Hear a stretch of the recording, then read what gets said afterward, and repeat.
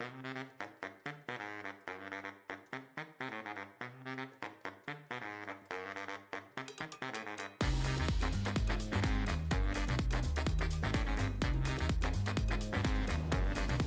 right, you guys, today's guest is someone I know you're going to love, Aldo Ocampo. He's the kind of guy who helps people find clarity, purpose, and real direction. I'm super excited for this conversation, so let's jump in. Aldo, can you give us a little bit about, tell us a little bit about yourself? So you guys know, me llamo Aldo Ocampo. I'm a bilingual. I'm first generation from parents immigrated from Mexico. Was born in Los Angeles, California, and I spent a little bit of time in the Seattle area, about 15 years as well, so I'm well versed on this West Coast area. But yeah, I have 3 children. I have twins, boy and girl. 17 going on 18. They're going into their senior year of high school actually, so I'm on pins and needles about that as a father. But I also have an 8-year-old girl that's going on 18. So I got a lot of bosses at home. But yeah, I'm the only male, 3 sisters, parents from Mexico, from Los Angeles, California, and now I find myself here in Arizona. Nice. All right, let's jump into these questions. Are you ready for them? Yeah, shoot them. Rapid fire. All right. You've worn a lot of hats. Which role taught you the most about yourself? I would say becoming a father. Absolutely. Growing up in a household where it's blue collared, construction, growing up, around structured areas, parents being very, rough, rigid, construction being the same way structured, also joining the military for a time. My life's been very rigid, right? So I try to follow these certain paths, but what I come to learn as I've evolved and trying to be a better father is you have to be nimble, you have to be fluid, you have to be able to adapt and understand. Yes. Understand more than anything, understand. So being a father has been what has taught me the most, and what I would say continues to teach me every day. You have to understand children come here to teach us, not the other way around. So that's what I've been learning. Yeah, Yes. that's good. That's awesome. What has been your biggest blessing? Whew. You know what? Right into my children. So I'll take it back a little bit. So you guys know, growing up in California again, there was a short period of time there where my grandfather was like the core nucleus of the family, like any grandparents, right? As soon as something happens at that level, at that stake in family, things change. And when I lost my grandfather, he was the one male role model that I really, really would say I had a relationship with. So when he passed, as a teenager, I started giving my parents a lot of problems, a lot of issues, right? And you veer off and you don't really understand as you're going on with life, but then you become a parent, right? And you start seeing things, and I got into some trouble when I was younger. I actually spent my 21st birthday behind bars. Wow. So that was a situation in my life where, as I'm sitting there and I'm looking around and really trying to understand how I got myself into that situation, I knew I didn't belong there, and I knew that wasn't a life that was for me. That wasn't something that my parents were trying to guide me to. And I say that because we take a lot of decisions, especially as males. We take these decisions lightly, not understanding how things are gonna affect you down the road, and then you have your children. And why I go all the way back is because when my twins were born, or before they were born, I knew I had to change, and I was already on a path, but it wasn't that clear. But when I knew that we were expecting, I really, really, really tuned out everything and everyone. I put my head down and I said, okay, this is the time to take that next step, and that next step was joining the military, so I can give my children a better opportunity, give myself a better opportunity, give them a better future.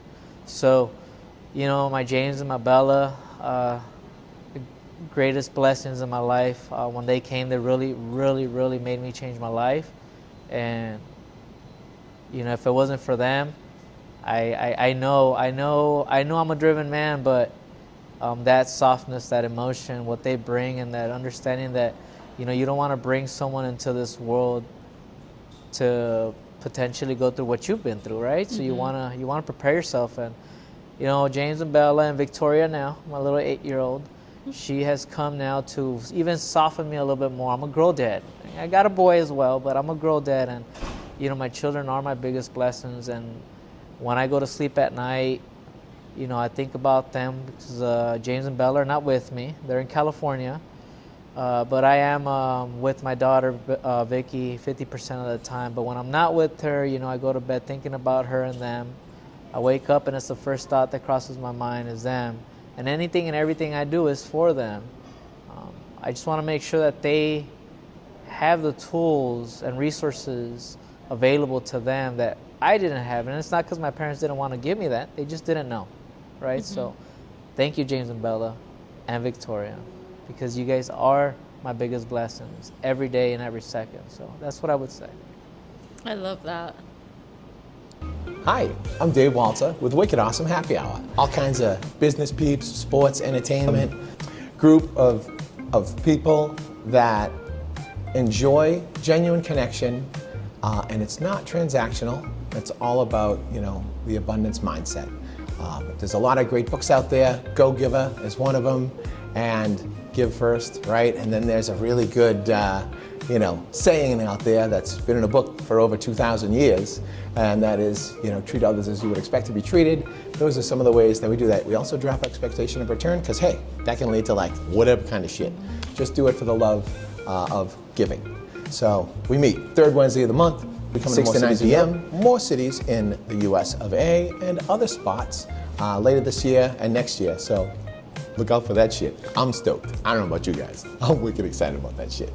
And it's just about, you know, with everything going on in the world and stuff like that, the most powerful force is love. And faith comes out of that. And abundance.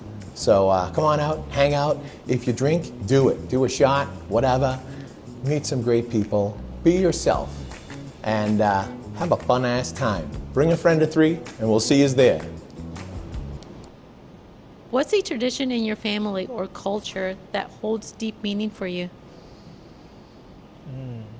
That's an interesting one. And I say this because in my culture, being Hispanic, mind you, I'm parents from Mexico. I wasn't born in Mexico, so there's this term that Mexicans call people like me that are not from Mexico. It's called pocho, which is a half-mast, right?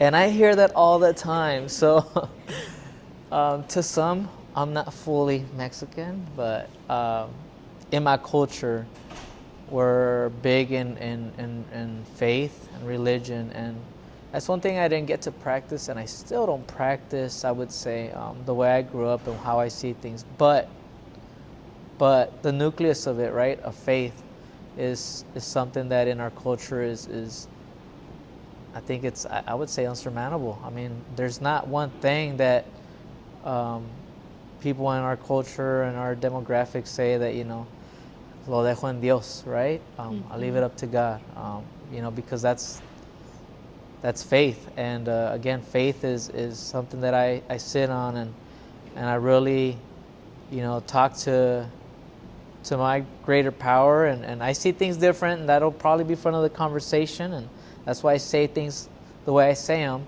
I'm not a religious practitioner, but I am faith-based, and I do follow the word as a guide. But the belief in a greater power is something that I would say is something I hold dearly as well. Would you say that you have a relationship with God? Absolutely. Like a personal relationship? Absolutely. Yes, God is my CEO of life. Oh, that's a good way of putting it. Yes. Yeah, I love that. Absolutely. I think that's what matters the most, is not only just believe, but having that true relationship, and like you said, following His word, than religion and practices. Yes. You need that compass. You need that Yeah. compass, and that's our compass in our culture, Yeah. right? Our faith. It's leads us to anything and everything, Yeah. or it holds us back. That's true. So true. If you were paid $1,000 to embarrass yourself in public, what's the first thing you'd do? Okay. Hypothetically. No, but I think I try to go back to my teenage years when I used to break dance. Ooh. I used to break dance. Back in California, SoCal. And I would probably embarrass myself trying to break dance. I would try to do the bronco or some windmills or some head spins or some baby windmills. Oh. Or I try to pop a little bit, you know. There you go. Yeah, I'd probably make a fool out of myself. What's your vision in the next 5 years? Okay. So vision in the next 5 years, I love this question because, man, you can go so many different directions. But I guess from a 50,000 foot elevation, legacy for my children, security for my children. Going back to one of the questions earlier, right, I want to make sure that my children are prepared. And my parents taught me hard work, and they sacrificed to put me in a position so that even though they didn't directly help me and guide me within this country's laws, finances, how to handle credit, all of that, generational wealth, UIL, stocks, the whole nine, I do have that opportunity. And I've been making it a mission to, while I may not be an expert, at least at a minimum, understand how the system works so that I can position my children in a better place. And I want them to be able to have a leg up when they're 18 here shortly, and then my 8-year-old to be in a position where, that's not something that they worry about, not having the resources. So educating myself and educating my children so that they understand how to better position themselves, how to understand strategy when it comes to finances, and understand how this country works. So in 5 years, I want my kids to have their own businesses, whatever it is that they want to do. I want to teach them to, well, not just teach them, I want them to be full-fledged running their own business. Sure. So, and in the family, we are entrepreneurs. My started in a locksmith shop back in California. My parents run their own upholstery shop in California as well. So I want that tradition to continue. I want to position my children in a good spot. And I'm thinking about them in anything and everything I do. Yeah. So I think about them. That's where I want to be in 5 years. I want to feel comfortable knowing that I gave them the knowledge that I didn't have, and the resources for them to have a better opportunity. Nice. Absolutely. Aldo, we have a special question that we ask every single one of our guests. Do you have a testimony from God? Yes. Yes, I do. So I mentioned earlier that I wasn't out partying for my 21st birthday. I didn't get to celebrate my 21st birthday out in a club or a party or with family. And while I was there sitting in jail behind bars, questioning every decision I had made, I was speaking to God, and obviously I was being remorseful and asking for forgiveness for being for putting myself where I put myself, because it was no one else's fault or doing but mine. And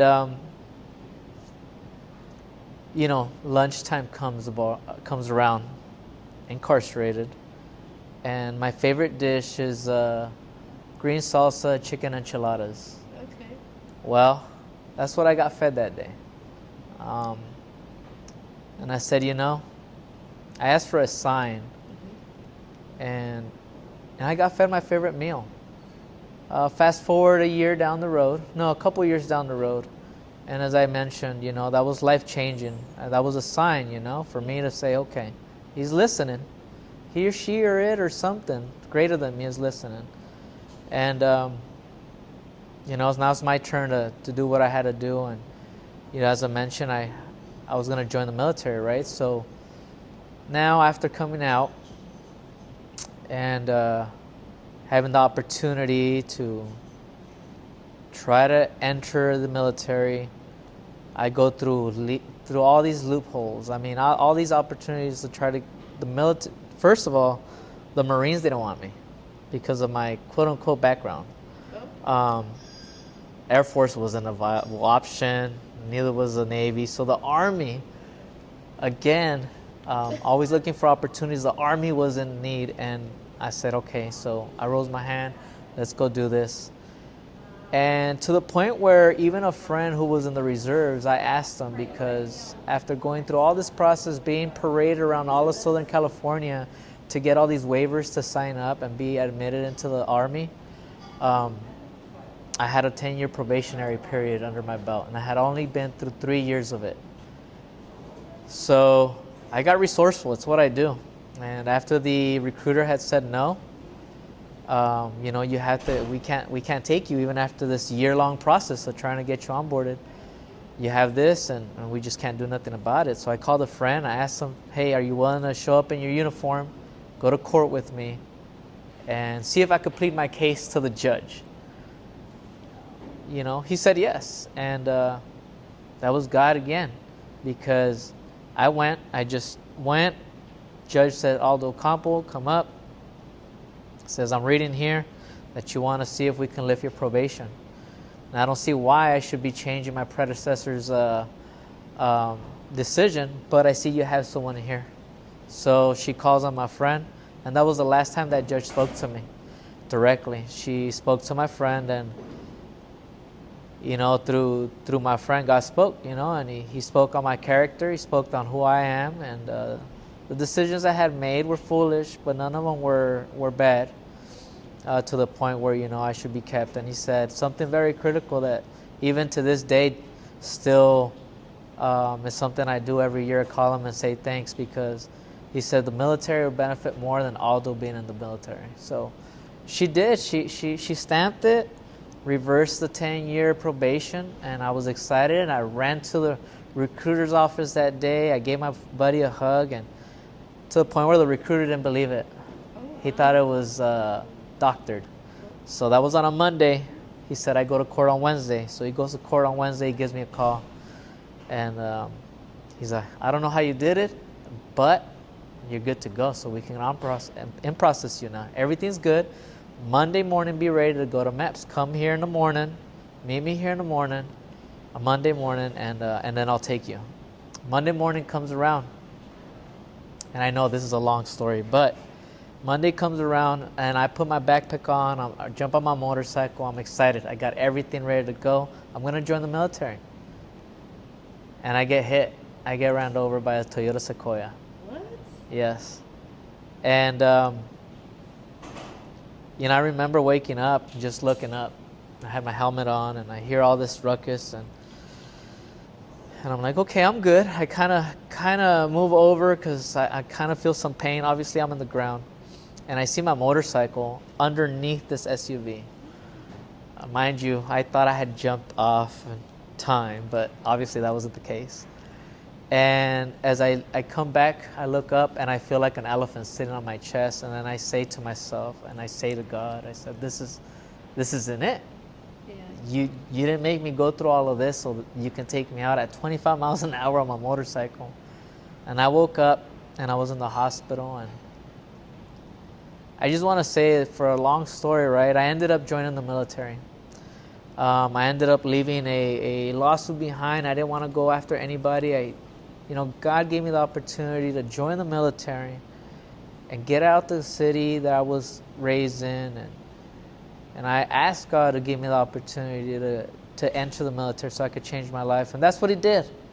That's what he did, So a lot of the challenges that I put ahead of myself, they were cleared by Him to include my life that day, you know. Yeah. So, yeah, He's guiding me, He's taking care of me, and I thought I was down that day, but He has bigger plans. So, yeah, Absolutely. What a great testimony. yeah, that's. What's your approach when someone says, I feel stuck in life? What was that again? What's your approach when someone says, I feel stuck in life? There's a lot of ways, right? But my approach is always to pay attention to the positive, right? We tend to be chasing our next goal or scale or grow our passion, and sometimes in the midst of it, you know, clutter happens, fog happens, we get stuck. But taking a pause, understanding to sit in stillness, even entering, like, performing some breath works, right? But really sitting still, gaining some clarity and understanding how far you've come. Look at the gains you've made. There may be challenges along the way, but if you continue to focus down road and all the challenges you have ahead, you're not going to be sitting down and relishing, you know, all the gains you've done. So, you know, whenever I have or I hit a roadblock or I feel stuck or stumped, I sit down in stillness. I practice my breath work, practice clarity, meditation, and I really focus on all the positive and all the gains and all the good things that have come about, not just in myself, but everybody around me. So really looking at everything we've accomplished to that moment. That's what I do. Thank you. Great question. What does success look like to you now versus 10 years ago? Oh. Being at peace with myself. Oh, Yes. that's important. Yeah. That's a big one. And I have to thank a few people for that. But being vulnerable now, this year was a big deal for me. And it started almost, I think, on day 1 or day 2 of this year. I was in a convention and a personal question came up about, you know, some experiences. And I guess I can share it here. You know, growing up, I was molested, and it wasn't something that I had never shared. My parents still don't know this directly, but I had never verbally, openly, or in any way shared it with anyone until this year. That question came up, and they said, if you've, you know, experienced these kind of, you know, traumas or experiences, you know, stand up, and I just stood up, and it was just being able to be vulnerable now versus 10 years ago. That would have never happened. Would have never happened. So being at peace with myself, understanding that, you know, because someone may see me and not understand how I look, doesn't mean that I should shrink myself down. So I walk proud now. I used to cover my tattoos every day. I was in Arizona, the first year and a half in Arizona. Really? I covered my tattoos 24/7.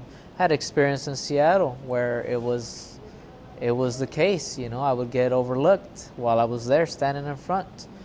I would be the SME in my position, and they would overlook me. You know, so that's where that came from, and it was a misunderstanding I had. You know, so again, understanding to feel comfortable in my own skin, my own mind, and everything, and the way I walk, talk, and present myself. I mean well. I may not look it, and for a while, I misunderstood that. You know, I misunderstood other people's initial reactions to me, and I would take that to heart. But now I don't, because people are not their behaviors, and you know, I shouldn't feel that. And you know, 10 years ago, I would take that to heart, and it lived with me up until recently. You know, but this year was a breakout year for me, and you know, again, it takes belief, it takes courage, but being at peace with myself, honestly is what I can say. Because no matter what you do in life, you can be successful materialistically, you can have your family, but if you're not at peace with yourself, you know, doesn't really matter what you're doing. No. Doesn't matter who you're around. You're going to be going to bed feeling that way, and you're going to wake up feeling that way. So, you know, I would suggest people to really, you know, take a step in and accept themselves and understand that, you know, whatever feedback, views, looks you may get, receive, or misunderstand yourself has nothing to do with you. It has nothing to do with you. So that's one lesson I learned, and that's something that I would say in the last 10 years to now, that's that understanding to be at peace with myself is the biggest thing. Oh, absolutely. Yeah. Have you ever been caught doing something you definitely shouldn't have been doing? Oh my, where do I start now? Any? I'm gonna take it back a long ways, actually. When I started messing around, right? I lost my grandpa. I started kind of going down this road. My father, I love him. God bless him. He did everything he could, and he still does, to make sure that, you know, his children are in a good position. And so I say that because he was always working. My father would work day, and then he'd work afternoons, evenings, and weekends, right? So I wouldn't get to see him a lot. And then when my grandfather passed away, you know, I lost that male role model I was really close to. So I started messing around and getting into trouble, and one of those was ditching school. I would not go to school. And I mean, I would not go to school. I lived in San Gabriel Valley, which is about 2 hours from San Diego. Yeah. Yeah, I would ditch to San Diego. And, you know, you know, I would get caught, you know, like, you didn't go to school, and then I'd be like, okay. But one day, I was sitting inside this Mustang. It was a Mustang that was gifted to me. So I used to play soccer when I was young, and I thought I was going to be a professional soccer player. So anyway, a friend of my father's gifted me a 64 Mustang, because that's what I was doing, right? I was going to be a soccer player. But I didn't have my license, so until I got my license, you know, I couldn't drive it. So anyway, the car's there parked, and it's covered. Well, you know, Aldo's here. Try not to go to school one day. So I jump in the car, I cover it back up, and I'm there. I'm waiting for my mom and my aunt to leave, go to work so I can pop out. Well, I think I was moving a little bit, and all I hear is, oh my, someone's in the car. It was my aunt. Yeah, so my mom's vehicle was parked right next to the Mustang, and as they were coming into the car to leave and go to work, I moved. The entire car moved, and next thing you know, I look up, and there's my mother with the car cover up, and she's like, "You son of a gun!" Oh, that's funny. And my dad sold the car. Yes. Wow. So I wish I wouldn't have got caught ditching. My dad, no nonsense. He sold the car a month later. Yeah. When? Yes. Still hurts. Yeah, I can see. What is your biggest addiction? Oh my. Oh my. I love to see people smile. It was really difficult living in Washington, and, you know, growing up in California, multicultural, diverse. I mean, it's just real melting pot. And, you know, people are used to saying hello, how you doing?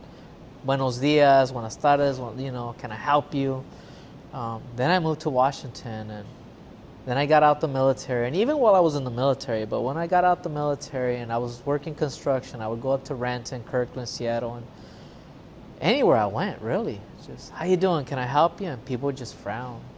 People would just like, yeah, don't get away from me.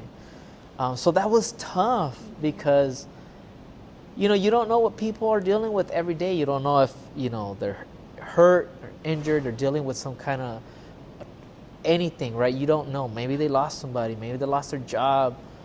Maybe they just, you know, didn't get their rent money. You don't know. So don't be rude to people. Don't be tough to people.